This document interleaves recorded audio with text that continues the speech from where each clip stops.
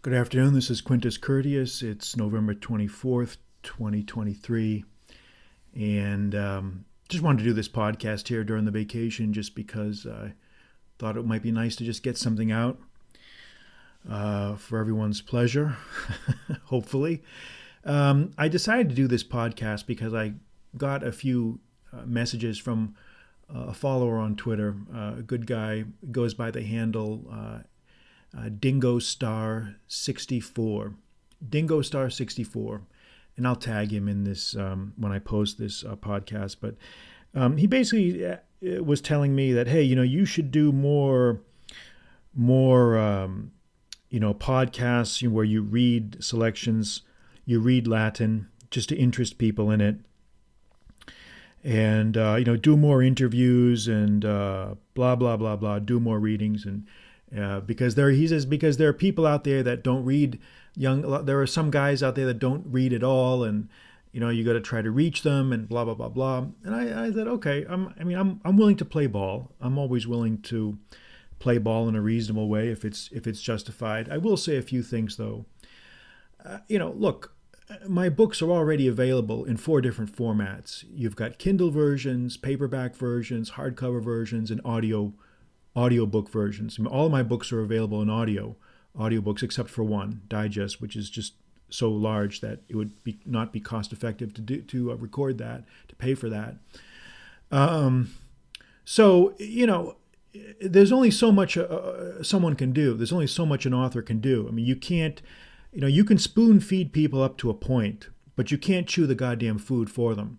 If someone is such a lazy sack of shit, they can't even pick up a book, or they can't even be bothered to turn on an audio, to listen to an audiobook, there really isn't much you can do. There's a certain amount of lifting that has to be done. Again, people are willing to play ball, but at the end of the day, you've got to do something. You've got to do something.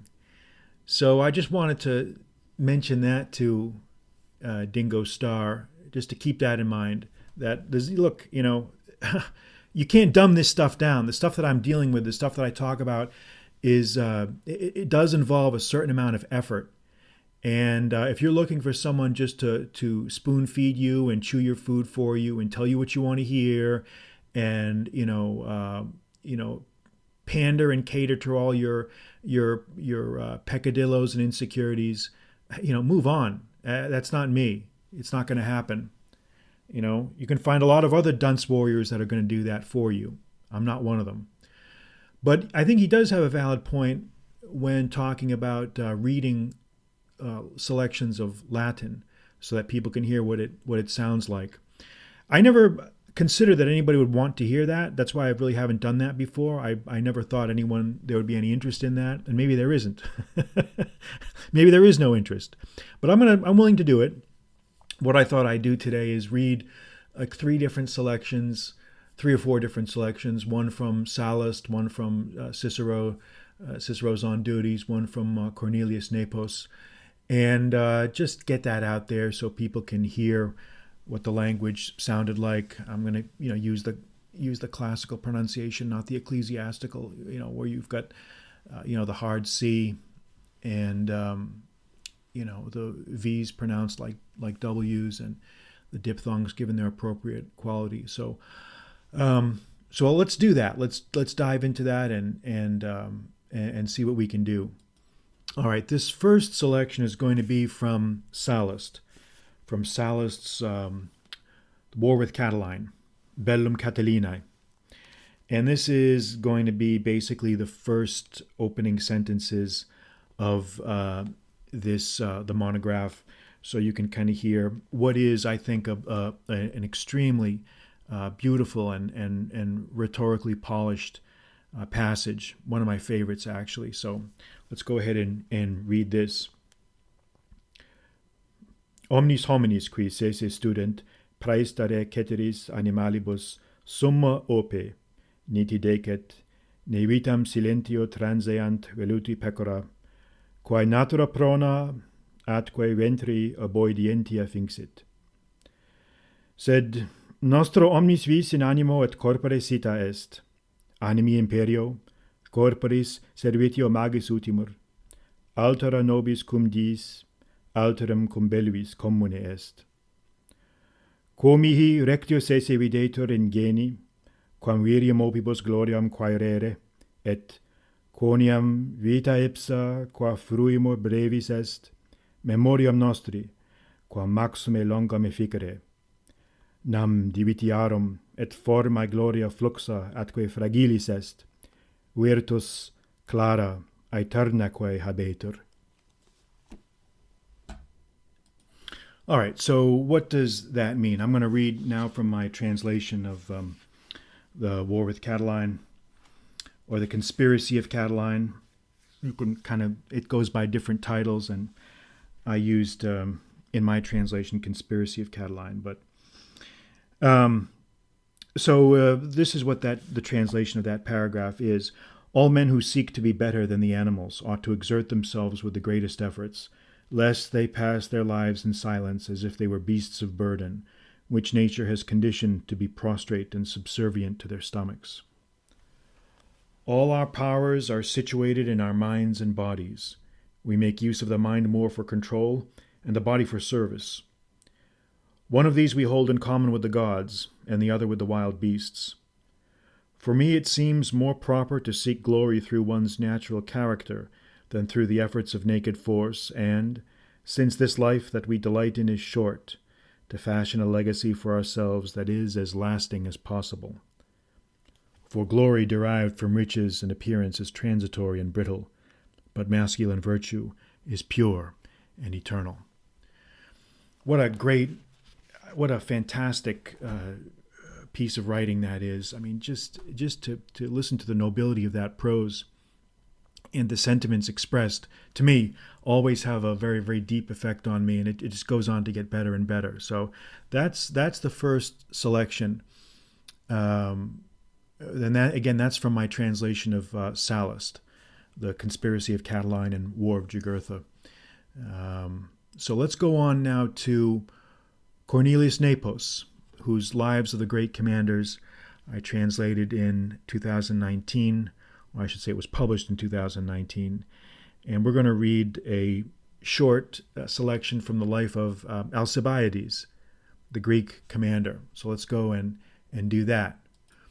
All right, this is from Nepos's biography of Alcibiades.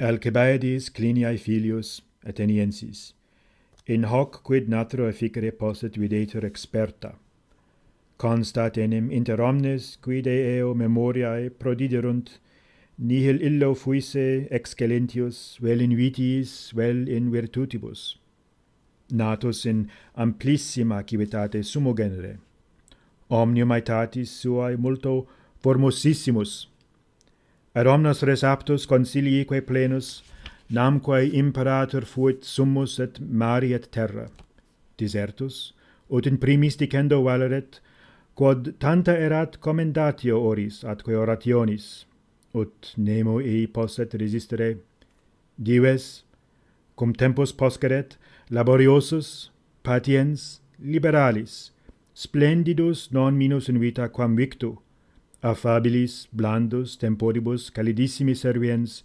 idem, simulac se remiserat neque causa suberat, quare animi laborem perferret, luxuriosus, dissolutus, libidinosus, intemperans reperiabatur, ut omnes admirarentur in uno homine tantam esse dissimilitudinem tamque diversam naturam. All right. Now, what does that mean? Let's go to the translation and read that off. All right, so what is my translation of that paragraph? He says, this is what it says. Alcibiades the Athenian, the son of Clinias. In this man it seems proven just what things nature was capable of. For all writers who produced accounts of his life confirm that there was no one who bested him either in vices or virtues. He came from a noble lineage and the most distinguished of city-states, and was by far the handsomest man of his era. He was proficient in every area of endeavor and excelled in good judgment.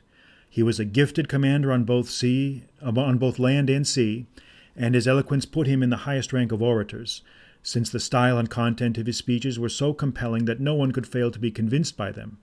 He was wealthy. When the situation required, he could work with great intensity. He had endurance, he was generous, and no less dashing in his personal life than he was as a public figure. He was affable and charming, capable of responding skillfully to the needs of the moment. Yet by the same token, as soon as he slowed down and lacked a challenge to engage his faculties, his immoderation, dissolute habits, proclivity for sexual indulgence, and indiscipline became so pronounced that all men were astonished at how such a variegated and incongruous nature could be united in one person. So that's a very nice summary of the character of Alcibiades, and you will see as you go through the biographical sketch that Nepos makes of him that this really rings true. It's a very, very accurate and concise summary. And this is what I like about Nepos's Lives of the Great Commanders. It's a type of writing that we just don't have today. These little short sketches that don't necessarily give all of the details of the life of the subject, but they kind of summarize the essence of the subject. It's almost like a distillation of each commander. You get kind of the flavor of the commander, which I think is a very nice way of looking at biography. Because biographies today are just in many ways overwhelming in detail. They just give us all this stuff, and they never really provide us a clear picture maybe of what the writer himself thinks. We want to know what the writer thinks. We want to hear what the writer says. So anyway, let's move on now to Cicero, and let's go to his On Duties, which has proven to be the most popular of all the translations, over the years. And we can read the first. What I intend to do here is read the first paragraph of the first book, so that people can get a feel for what that sounds like, and they're going to really get a feel for just how long Cicero's periods were, his sentences were. They're just very, very long, and in order to translate these effectively into a form of modern English that is understandable and readable, you have to really use some literary creativity and judgment, while at the same time retaining fidelity to the original text, which is something I've always scrupulously tried to do.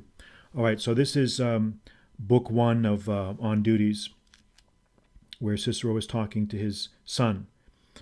Quamquam te, Marce fili, anam iam audientem cratippum, idque Athenis abundaria portet praeceptis institutisque philosophiae propter summam et doctoris auctoritatem et urbis, quorum alter te scientia augere potest, altera exemplis, tamen, ut ipse ad meam utilitatem semper cum Graecis Latina conjuncti neque id in philosophia solum, sed etiam indicende exercitatione feci. Idem tibi censeo faciendum, ut par sis inutriusque orationis facultate.